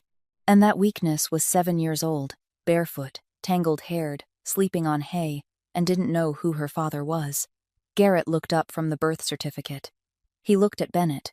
He looked at Perry. Then he looked out the window, down at the city 43 floors below, and said nothing. Perry spoke. Perry's voice was calm, even, but every word carried the weight of a man who had already calculated every scenario before opening his mouth. If Bellamy finds out you have a child, you know what will happen. Garrett knew. He knew better than anyone in that room, because he was exactly the kind of man who would do it if their roles were reversed, and he knew that, and that knowledge, for the first time in 14 years, didn't make him feel powerful. It made him feel afraid. Garrett flew to Lexington alone. No Perry, no entourage, no driver. He rented a black sedan at the airport and drove himself to St. Anne's Home for Children at 3 o'clock on a Wednesday afternoon, 4 days after Bennett Trask placed the birth certificate on the table, and his world tilted at an angle that 14 years of power couldn't pull straight again. He parked across the street, facing the orphanage gate, beneath the shade of an old maple whose leaves had already begun turning gold. He turned off the engine and sat there. The orphanage was smaller than he had imagined. A 2-story red brick building with moss on the windowsills, just as Knox had described, with a front yard that was a patch of green grass, just wide enough for the children to play tag, and a large oak tree in the right corner of the yard, its trunk swollen so wide that the roots rose from the ground and formed natural seats. And beneath that oak tree, Willa Jean was sitting and reading. She sat alone, her back against the trunk, her legs drawn up, an open book resting on her knees, her tangled brown hair falling over her shoulders, and she read with such focus that she didn't look up, even though the other children were playing ball less than 10 meters away. Garrett watched her through the car window. He watched for 20 minutes. For 20 minutes, the most powerful mafia boss on America's East Coast sat in a rented car and looked at his own daughter, whose existence he hadn't known about until 72 hours earlier, and in those 20 minutes he didn't touch his phone, didn't turn on the radio, didn't do anything but watch. He watched the way she turned the pages, carefully, with her index finger, never folding the corner. Watched the way she sometimes lifted her eyes to the sky for 1 second, then lowered them and went on reading, as though she were checking whether the sun was still there. Watched the gray-green eyes he now knew were his own, on a face he now knew carried half his blood, and he felt something he had no words for because he had never felt it before. The front door of the orphanage opened. Sister Agnes stepped out. She walked straight across the yard, through the gate, across the street, and stopped beside Garrett's car window. She didn't knock. She stood there and waited. Garrett lowered the window. The two of them looked at one another. Sister Agnes, 68 years old, her back straight, her eyes dark brown. The eyes of a woman who had seen enough in 35 years of raising orphaned children that she no longer feared anything in the world except God. She looked at the black sedan, looked at the suit, looked at the watch on Garrett's wrist, looked at the gray-green eyes behind the car window, and she knew. She had lived long enough in Kentucky to know what kind of car belonged to what kind of man, and she had looked into Willa's gray-green eyes on enough nights while tucking the girl in to recognize them when she saw them on the face of a strange man sitting in a black car parked in front of her orphanage. What do you want with the child? No greeting, no introduction, no social politeness. A question straight as an arrow, shot from a distance of 1.5 meters, and Garrett Drake, the man whom the entire East Coast underworld didn't dare look directly in the eye unless permitted, realized that this 68-year-old nun was staring straight into his eyes without blinking. Garrett answered. And the answer left his mouth before he could calculate it, before he could filter it through 14 years of habit built around controlling every word he said. And it was the first time in longer than he could remember that he spoke the truth without calculation. I want to know if she's happy.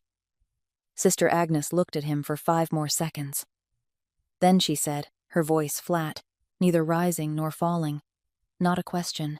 You're her father. Garrett didn't confirm it, didn't deny it, but his eyes betrayed him in a way no billion-dollar negotiation or confrontation with an enemy ever had, because there were things power could hide and things only truth could expose, and his gray-green eyes, when he heard her say, her father, answered for his mouth. Sister Agnes gave a slight nod, not in agreement, but in confirmation of what she already knew. Her mother left an envelope before she died, instructed that it be opened only when the child turns 18. I've kept it in the safe for 7 years. I haven't opened it. She paused for 1 beat, but I didn't need to open it to know. The child has your eyes. I look at those eyes every night when I tuck her in. Garrett swallowed. It was the only movement he allowed himself. I want to meet her. Sister Agnes didn't answer right away. She looked over Garrett's shoulder toward the oak tree, where Willa was still reading, unaware of the conversation taking place 40 meters away from her and forever changing the direction of her life. Then she looked back at Garrett. Not yet. 1 word. Garrett waited. You're not ready, Sister Agnes continued, her voice not cold, but not warm either. The voice of someone who had spent 35 years protecting children from adults, and knew that sometimes the most dangerous adults weren't bad people, but good people who weren't yet good enough. That child doesn't need a boss. She needs a father. And those two things, from what I know of your world, are not the same. Garrett Drake, the man 200 East Coast bosses didn't dare refuse, the man Perry Slade had never once told no in 14 years, the man whose silence made an entire criminal organization holding billions of dollars tremble, had just been refused by a 68-year-old nun in an old black habit standing beside the road in front of a red brick orphanage on the outskirts of Lexington, Kentucky. And he accepted it. He didn't threaten, didn't make conditions, didn't call a lawyer. He only nodded, a slow, heavy nod, and raised the car window. Sister Agnes stood watching the black sedan roll away from the road in front of the orphanage. She stood there until the car disappeared around the bend, then turned back, crossed the yard, stopped beside the oak tree to watch Willa reading for a moment, and went inside. She said nothing to Willa, but that evening, when she tucked the girl in as she did every night, she looked at the gray-green eyes closing with sleep and whispered, softer than a whisper, so low only God and she could hear. Your father will come back. I know he will. I just need him to come back the right way. 2 weeks after the meeting with Sister Agnes, at 3 o'clock in the morning on a moonless Tuesday night, Owen was making his nighttime stable check when he saw a figure moving behind the row of stalls numbered 10 through 14. He didn't shout. He didn't run. He stood still in the darkness at the corner of the wall, held his breath, and watched. A man dressed in black, hood pulled up, was unlocking the rear gate of the isolation stable area where Sovereign stayed, with a set of tools Owen didn't recognize. But the instinct of a child who had grown up on the wrong side of life told him those weren't ordinary locksmith's tools. In the man's hand was a small cloth bag, and when the security light swept across, Owen saw inside the bag an unlabeled plastic bottle filled with clear liquid and a syringe. Owen pulled out his phone, his hand shaking, but his fingers steady, and called Knox Wheeler. Knox answered after 2 rings, his sleepy voice turning alert in half a second when he heard Owen say 3 words. "Someone's here. Stall 14. Knox called Garrett. Garrett called Perry. Perry reached Blackstone Downs within 40 minutes from a hotel in Lexington, where he always kept a room ready for situations. He called night work. What happened after that? Knox Wheeler didn't witness directly because Perry ordered him to take Owen into the office and stay there until someone came to tell them it was done. Owen sat in Knox's office, drinking coffee with both hands trembling, and said nothing for 45 minutes. Knox sat across from him, also drinking coffee, also saying nothing. Both of them heard a car behind the farm start its engine and roll away close to 5 o'clock in the morning. And after that, Perry walked into the office, his face expressionless, his right hand in his trouser pocket, his left hand holding the small cloth bag containing the plastic bottle and the syringe sealed inside a clear zip bag. "Bellamy's man," Perry said, his voice flat as a tabletop, "confessed before I asked the second question. Bellamy hired from the outside, didn't use anyone inside the organization. The substance in the bottle is a high dose of phenylbutazone mixed with something else. I'll have someone confirm, but based on the smell, I'd say it's enough to kill a horse within 6 hours while making it look like natural heart failure." Perry placed the zip bag on Knox's desk. Handled. Clean. No one in the room asked what handled meant. No one needed to ask. Garrett received Perry's report call at 5:15 in the morning, listened, then sat motionless in the study of his Manhattan penthouse, looking out at the city as it shifted from black to gray before dawn. He didn't think about Bellamy. He didn't think about shipping routes, or power, or revenge. He thought about Willa. If Bellamy had sent someone to poison Sovereign, Bellamy was retaliating. Retaliating by destroying what the other side valued. And if Bellamy knew about Willa, if anyone among the 200 people present on race day realized that the boss of the Drake family had a connection to a barefoot 7-year-old girl at the orphanage beside the farm, then Willa would no longer be a secret. Willa would become a target. Garrett called Knox at 6 o'clock in the morning. Increased security across the entire farm, 24-hour protection along the St. Anne's border. Cameras at every angle of the eastern fence. Anyone gets near the orphanage who isn't staff, I want to know within 30 seconds. Knox wrote it down. Then he asked, carefully, "And the girl?" Garrett was silent for 4 seconds. "She still gets in. No one stops her." Knox didn't ask why. He understood. Perry didn't understand. Or more precisely, Perry understood but didn't agree, and that disagreement, instead of turning into words, turned into something else, something slower and more dangerous.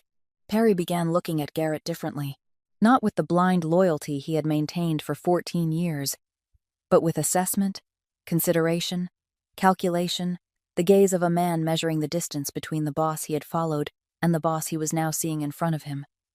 Garrett changed. Everyone saw it. Garrett Drake, the man who made decisions in 3 seconds, began sitting silently at the window for 10 minutes before answering a simple question. Garrett Drake, the man who never looked back, had looked back twice in 1 week. Garrett Drake, the man with no weakness, now had a 7-year-old barefoot weakness in Lexington, Kentucky, and Perry Slade could feel that this weakness was softening the thing he had relied on for survival over the past 14 years. Garrett Drake's absolute hardness. The crack in Perry's loyalty wasn't betrayal. Not yet. It was only a silent question Perry hadn't asked aloud, but had begun thinking every night before sleep. If Garrett Drake was no longer Garrett Drake, then who was Perry Slade loyal to? That night, after everything involving Bellamy had been handled, after security had been strengthened, after every call that needed to be made had been made, and every order that needed to be given had been given, Garrett drove to Blackstone Downs at 11 o'clock at night. He didn't go into the house, didn't go into the office. He went straight to stall number 14. Sovereign stood in the stall, his pale blue eye open, as though he had been waiting for him, as though in the world of this one-eyed blind horse, darkness and light were no different and all waiting was the same. Garrett stood before the stall door.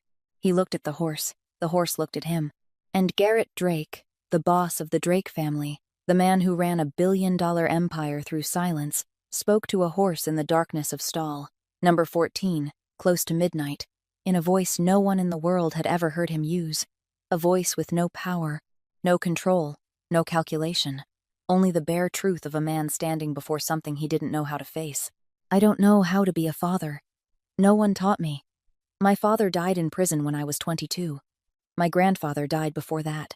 My mother died before my grandfather. No one showed me how to do this. Sovereign stepped to the stall door. Slowly. 4 steps. The horse lowered his head and touched his muzzle to Garrett's right hand, hanging at his side, gentle, warm, his soft muzzle pressing into Garrett's palm. And there, right there, on the hand that for 14 years had known only how to sign orders. Clench tight, hold tight, control everything it touched, Garrett Drake cried. No sound, no sob, no shaking shoulders, only tears. Tears ran down from his gray-green eyes, rolled over his cheekbones, fell onto the hand being touched by the blind horse's muzzle, and it was the first time Garrett Drake had cried since the day he received the call saying Marcus Drake had died in solitary confinement at Lewisburg Federal Prison 14 years earlier. He stood there in the darkness. The horse stood there with him, and if anyone had passed through the stable corridor that night, they would have seen a shadow standing motionless before the stall door, one hand resting on the black horse's muzzle, shoulders straight but head slightly bowed, and they wouldn't have known that they were looking at one of the most powerful men in America learning how to break open from the inside. 6 months after the night Garrett Drake cried in stall number 14, Blackstone Downs was still the finest racehorse farm on America's East Coast. But a few things had changed, in ways an outsider wouldn't notice right away, unless they knew where to look. The last row of stables, from stall number 12 to stall number 14, where abandoned horses had once been kept while waiting to be handled, now had a new oak sign hanging over the entrance. Sovereign Wing, a rescue and rehabilitation center for abused horses, operating under a legal trust Bennett Trask had established with money so clean that even if the IRS inspected it 10 times, they wouldn't find a thing. Knox Wheeler ran Sovereign Wing with the hands of a farm manager and the heart of the trainer he had once been 20 years earlier, before life pushed him down the path of working for the Drake family. Now he stood among 3 stalls holding 4 newly rescued horses, 2 from an illegal racing farm in West Virginia that had been shut down, and 2 from a private farm in Tennessee where the owner had abused them so badly that the neighbors had called the police. And he cared for them with a patience he had learned not from books, but from a barefoot little girl who sat reading outside a horse stall every morning. Owen no longer swept the stable floors.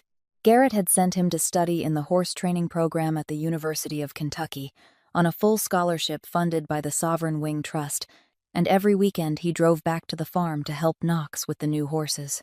He was 19 years old. He had left the orphanage. He had a future now. And every time he passed stall number 14, where Sovereign stood, he stopped for 1 second, nodded to the horse, the way a man nodded to an old friend, then kept walking. Willa Jean no longer crawled through the gap in the rotting wooden fence.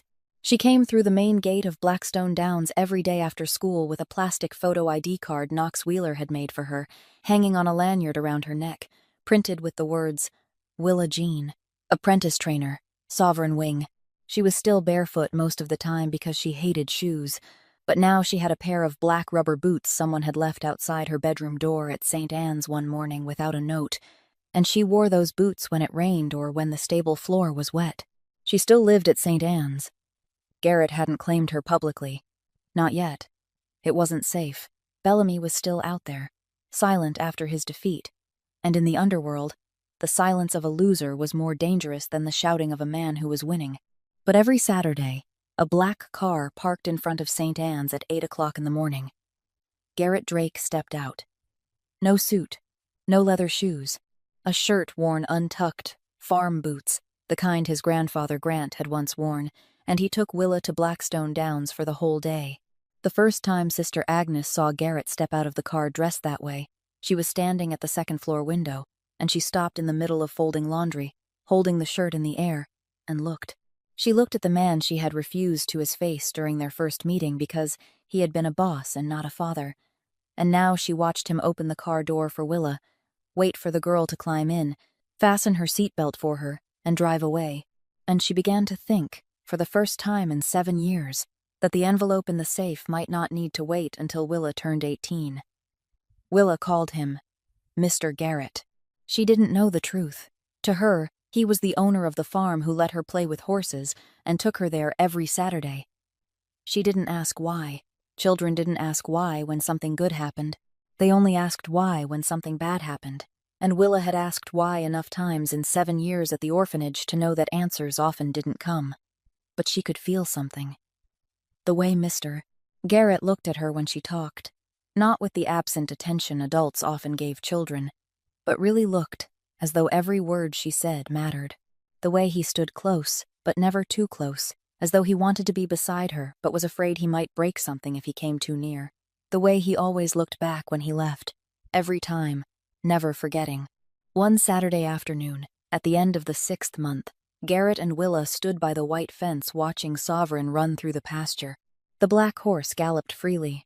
No saddle, no reins, his black mane flying in the evening wind, his pale blue eye shining in the sunlight, the scar beside his blind eye looking almost beautiful in the golden light at the end of the day. Willa stood on the lowest rail of the fence, both hands gripping the top rail, her eyes following Sovereign, and she asked without looking over at Garrett, "Mr. Garrett, do you have kids?" Garrett didn't answer right away. 1 second. 2 seconds. 3 seconds. Knox Wheeler stood by the stable 20 meters away, pretending to check a door hinge, and he counted. 4 seconds. 5 seconds. 6 seconds. 7 seconds. "Yeah," Garrett said, his voice low but not shaking, his eyes watching Sovereign run across the pasture though he wasn't really seeing the horse. "I got one." Willa kept watching Sovereign. She gave a slight nod, the accepting nod of a child used to adults having families while she didn't. "That kid's lucky," she said. Garrett didn't answer. He stood beside the fence, his hand gripping the wooden rail, his eyes looking out over the pasture, and Knox Wheeler turned his face away by the stable because he didn't want anyone to see that his eyes had gone red. 1 week after that afternoon by the fence, Perry Slade waited for Garrett in the study of the Manhattan penthouse. He had been waiting since 7 o'clock in the evening. Garrett arrived at 9, 2 hours later than the meeting time Perry had arranged, and that was something that never would have happened 6 months earlier. Garrett Drake was never late. Garrett Drake was the man the whole world waited for, not the other way around. But over the past 6 months, Garrett had been late every Saturday because he drove Willa back to St. Anne's before flying back to Manhattan, and sometimes he sat in the car in front of the orphanage gate for another 10 minutes, 20 minutes, watching the girl run through the gate, then turn back and wave before disappearing behind the red brick door. Perry stood in the middle of the room when Garrett walked in. Not sitting. Not leaning against the wall. Standing in the middle of the room like a man who had decided this conversation would not happen from their familiar positions, not with Perry standing behind Garrett, but with Perry standing face to face with him. Garrett saw that posture, and he understood. He understood before Perry opened his mouth, because he had known Perry for 30 years, had grown up with him, had watched him long enough to read the way he stood, as easily as reading a financial report. "You're changing," Perry said, his voice calm, but every word chosen as carefully as a bullet. "Everyone sees it. Bellamy sees it. You're late to meetings. You look back. You fly to Lexington every weekend to take a child to see horses. You increase security for an orphanage instead of increasing security for the shipping route." Perry paused for a beat. "You have to choose. The empire or the child." The study went silent. The clock on the wall ticked. The city lights 43 floors below shone through the glass, casting streaks of gold across the oak floor. Garrett looked at Perry. The old look, the look that for 14 years had made people lower their heads, cold, bottomless. The look the most dangerous men on the East Coast had learned to fear. But now there was something else in that look, something Perry had never seen before. Not weakness, not hesitation.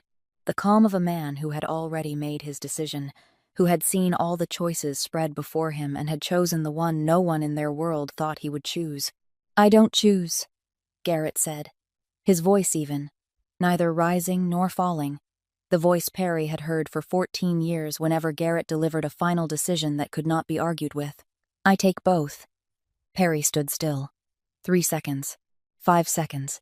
And in that silence, Perry Slade understood something he had been afraid to understand for the past 6 months but could no longer avoid. Garrett Drake hadn't become weaker. Garrett Drake had just become more dangerous than at any point in the 14 years he had held power, because a man with nothing to lose was a strong man, but a man with something to protect, one single thing he would burn the whole world down to keep safe. That man was not only strong, that man had no limits. Perry nodded. A heavy, slow nod, and he stepped aside so Garrett could pass, returning to the place behind him where he had stood for 14 years. The crack in Perry's loyalty didn't disappear, but it stopped spreading. Sunset, Blackstone Downs. The last light of day spread over the racetrack in a layer of honey gold mixed with orange, turning the packed clay ground into something that looked almost beautiful, almost peaceful, almost as though it didn't belong to the world Garrett Drake lived in.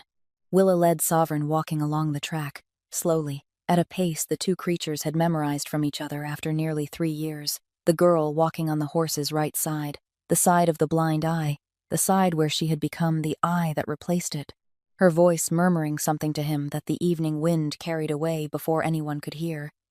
Garrett leaned against the white fence. Knox Wheeler stood a few steps away from him, silent, both hands resting on the top rail. 400 meters away, in the northern parking lot, Nadine Shaw sat in her familiar gray sedan, her notebook open on her lap, a pen in her hand. She had enough evidence. 3 more months of watching after the race had given her everything she needed. Names, dates, amounts of money, shipping routes, fake horse transactions, enough to write an investigative piece that any newsroom in America would put on the front page. But today she looked through the car window and saw something evidence couldn't touch. She saw a man leaning against a fence, watching a little girl lead a blind horse through the sunset, and on that man's face was something she, with all her experience as an investigative reporter, couldn't sort into any column in her notebook. Nadine closed the notebook. She set down the pen. Not today. Garrett watched Willa and Sovereign move along the track, 2 small shadows in the fading evening light, and he spoke, his voice low, not looking at Knox, his eyes still following the girl. A horse knows who you are before you open your mouth. Knox didn't answer. He knew that saying. Grant Hollister's saying. The sentence Garrett had remembered for 20 years without understanding. Garrett stopped. 1 breath. Then he added, more softly, almost in a whisper, "She does too, on the track." Sovereign stopped. In the middle of the track, without reason, without signal, the black horse simply stopped and turned his head. His pale blue eye, the only eye that could still see, faced the fence where Garrett stood. The horse looked at him for 3 seconds, then lowered his head, touched his muzzle gently to Willa's small hand holding the reins, and continued walking. Willa laughed. Not a loud laugh, just a small, clear laugh, ringing across the empty track, flying over the packed clay, flying over the white wooden fence, flying across 400 meters of cooling evening air, and reaching the place where Garrett Drake stood. He heard it. He closed his eyes, and somewhere very deep inside him, in the place 14 years of power had buried beneath layer after layer of concrete, in the place that night, in stall number 14, he had begun digging open with tears. In the place where his grandfather Grant's saying had waited 20 years to be understood, something finally settled into its rightful place, like the last brick of a wall he hadn't known he was building, or rather, hadn't known he was taking apart. Sometimes the strongest thing in the world isn't power or money, but a child brave enough to believe in what the whole world has given up on, and a man courageous enough to let that belief change him. If this story touched you, please hit like, share it with a friend who needs to hear it, and subscribe to our channel with notifications turned on so you won't miss the new stories we bring you every day. How do you feel after this story? Did it remind you of someone in your real life? Please write it down in the comments so we can listen to what you feel deep in your heart, because every comment you leave is motivation for us to keep telling more meaningful stories. We wish everyone watching this video good health, a joyful life, and peace in every single day. Goodbye, and see you in the next video.